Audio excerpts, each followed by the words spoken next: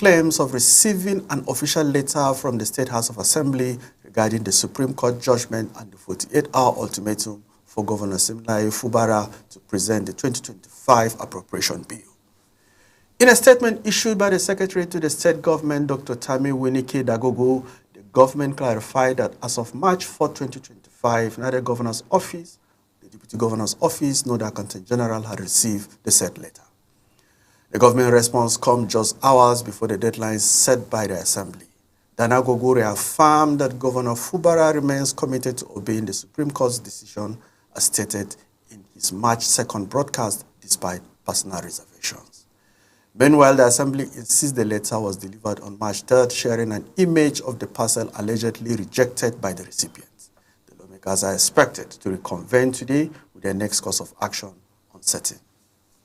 Going to Sokoto State now, the Sokoto State government has distributed 1.3 billion naira to support Ramadan feeding for the needy and physically challenged. Governor Ahmed Aliyu announced that each of the 244 political wards received 5 million naira, totaling 1.22 billion naira, while 27 feeding centers for persons with disabilities were allocated 5 million naira each. Aliyu emphasized the administration's commitment to social welfare, urging officials to uphold transparency in funds distribution. This initiative follows the recent launch of 150 Ramadan feeding centers across the states. Geometric Power has commenced the construction of 42-kilometer dedicated power transmission line valued at 1.8 billion naira to supply electricity to industrialized clusters in Abia State.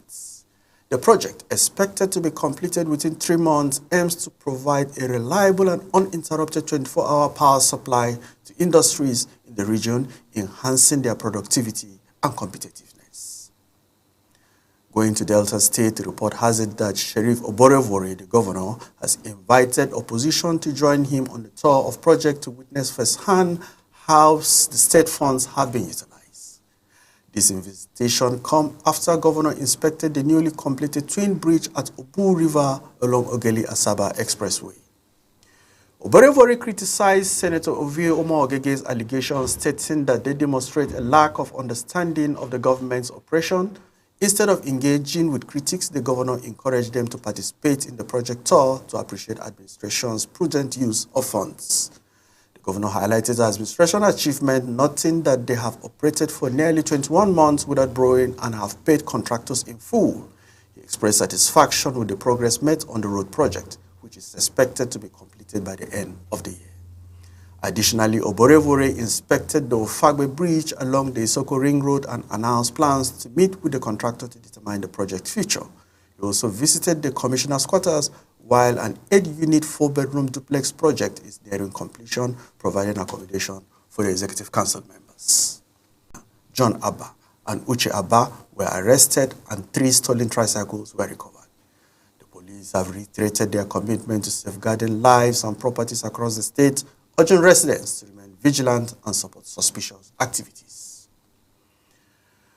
Other reports coming from Onitsha, Anambra State, said the National Agency for Food and Drug Administration and Control, NAFDAC, has made a shocking discovery at the Onitsha Bridgehead Market in Anambra State.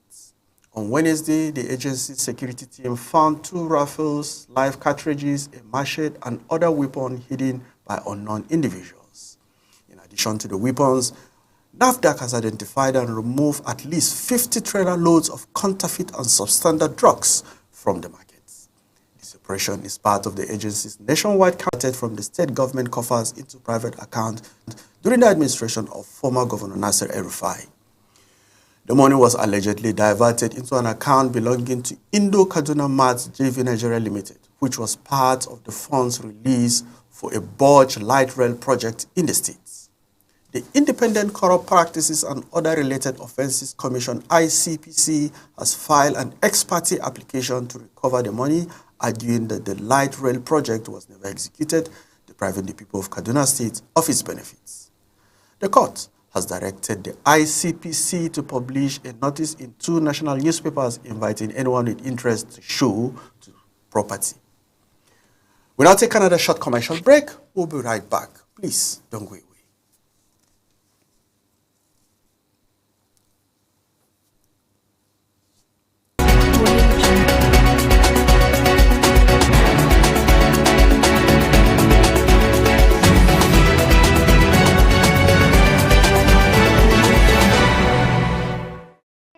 Taraba State, let's ascend to the future. Imagine a world where entertainment, transportation, finance and commerce are at your fingertips 247. Welcome to the products and services designed to transform your life. Sun TV, your premier 247 destination for local and international entertainment, news and educational content. Come to the broadcast of News Hour on Super Media Television. Welcome to the broadcast of World News on Super Media Television. Welcome to the broadcast of news across Nigeria on Super Media Television. This is Sport Daily on Sun TV. Good morning, Nigeria. This is the morning show from Sun TV. Supercab, safe, convenient and affordable 247 transportation services across Jalingo and Taraba State.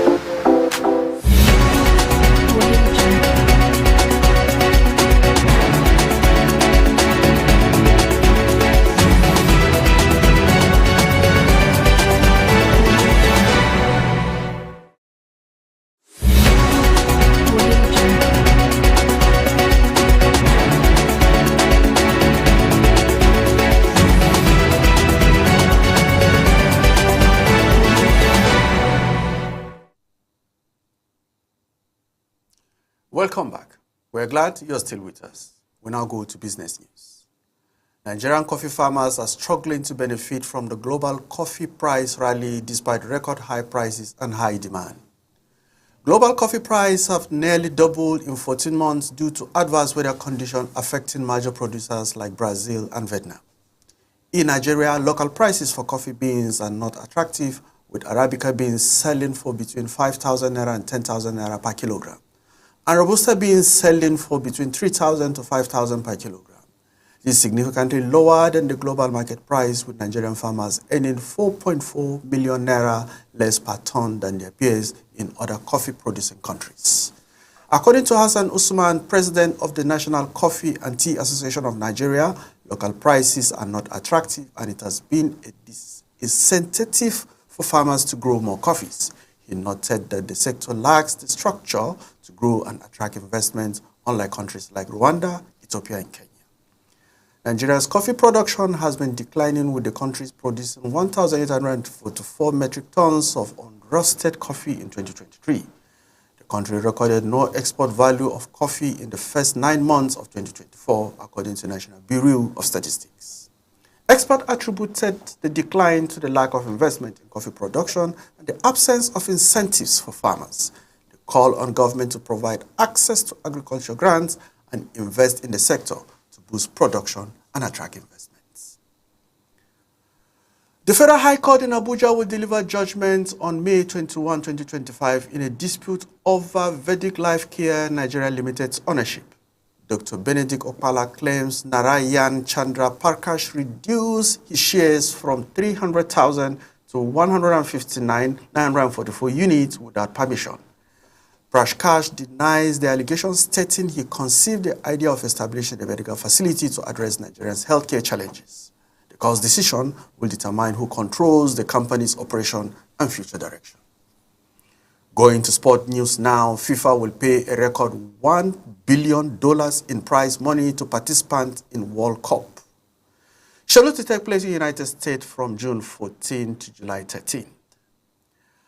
The Club World Cup is slated to take place from June 14 to July 13. This figure surpasses the prize money offered for the 2022 Men's World Cup, which was $440 million, and the 2023 Women's World Cup, which was $110 million. The tournament, featuring 32 teams, has secured major sponsors including Coca-Cola, Bank of America, and a broadcasting deal with DAZN worth around $1.05 billion.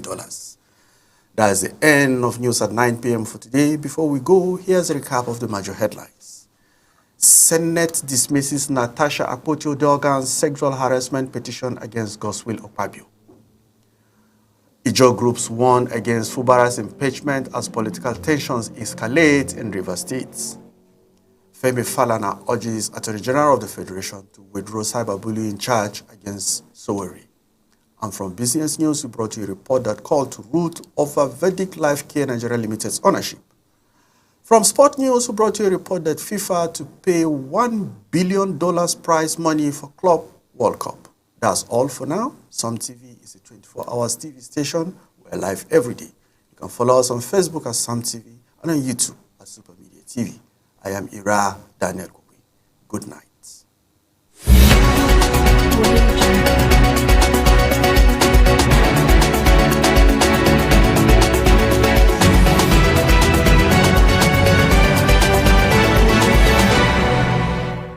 Wisest decision.